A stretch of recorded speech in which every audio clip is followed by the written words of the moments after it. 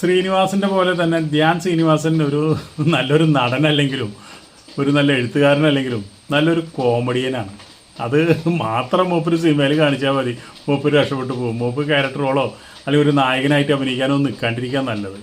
കാരണം എന്താ വെച്ചിട്ടുണ്ടെങ്കിൽ മൂപ്പര് പുറത്തിറങ്ങി എന്ത് പറഞ്ഞാലും അത് കോമഡി കൂടിയേ പറയുള്ളൂ. ഒരു മുകേഷിൻ്റെ ഒരു പിന്തുടർച്ച അവകാശിയാണ് മൂപ്പര്.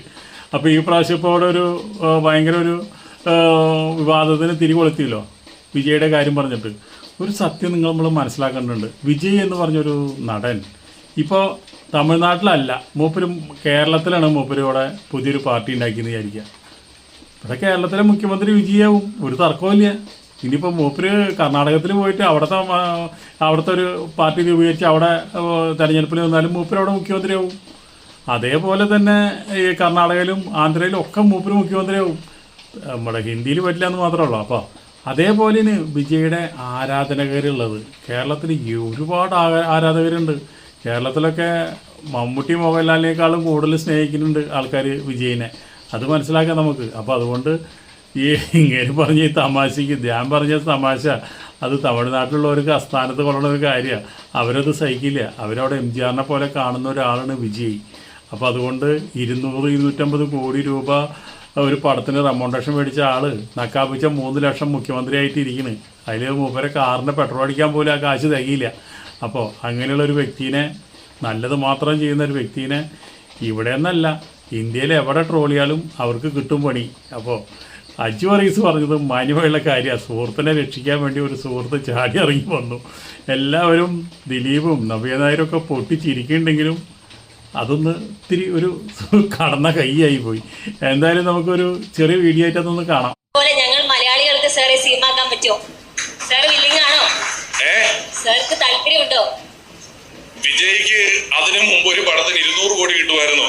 നിങ്ങൾ എന്നെ അതിനു മുമ്പ് അങ്ങനെ ആക്കിയായിരുന്നോ? ആയിക്കോട്ടെ.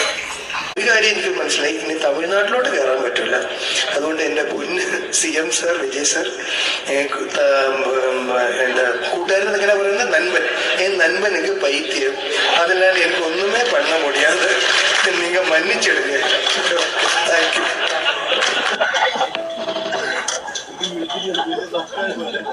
അപ്പോൾ അതിൻ്റെ ഇടയിൽ പിഷാരടി പറഞ്ഞാലും കാര്യമുണ്ട്.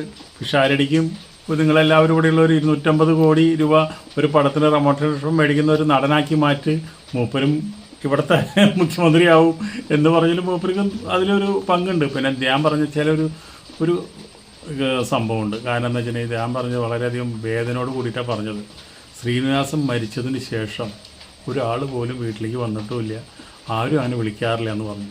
അത് ഈ സിനിമാക്കാരുടെ ഇടയിൽ ഒരു സ്ഥിര സ്വഭാവമാണ്. ഒരു ശ്രീനിവാസൻ ജീവിച്ചിരിക്കുന്നിടത്തോളം കാലം മാത്രമാണ് ശ്രീനിവാസന് അവർക്ക് ആവശ്യമുള്ളൂ. ശ്രീനിവാസൻ മരിച്ചവന് ശ്രീനിവാസൻ്റെ ആവശ്യമില്ല അവർക്ക്. ശ്രീനിവാസനെ കൊണ്ട് ഇനി എന്ത് കിട്ടാനാ? 2 മക്കളാഞ്ച് 2 മേഖലയിൽ കിടന്ന് മറിയണവരാ. അപ്പോൾ അതുകൊണ്ട് എന്നും വിളിക്കാറുള്ള ഒരാൾ ദിലീപ് മാത്രമാണെന്നാണ് പറയണത്. അപ്പോൾ സിനിമാ ലോകത്ത് ആത്മാർത്ഥമുള്ള ഒരാളെങ്കിലും ഉണ്ടല്ലോ, അതിന് നമുക്ക് അഭിമാനിക്കാം. ശ്രീനിവാസനൊന്നും ഒരാളും, സത്യനന്ദിക്കാടായാലും പല സംവിധായകരായാലും മറക്കരുത്, പല ഡയറക്ടർമാരും മറക്കരുത്. ഒന്ന് വിളിക്കുക, അല്ലെങ്കിൽ ആ വഴിക്കൊക്കെ പോകുമ്പോൾ ഒന്ന് ശ്രീനിവാസൻ്റെ വീട്ടിൽ കയറുക. എന്തൊക്കെയാണ് അവിടുത്തെ വിശേഷങ്ങളൊക്കെ ഒന്ന് അറിയണതൊക്കെ മനുഷ്യത്വപരമായിട്ടുള്ള കാര്യങ്ങളാണ്.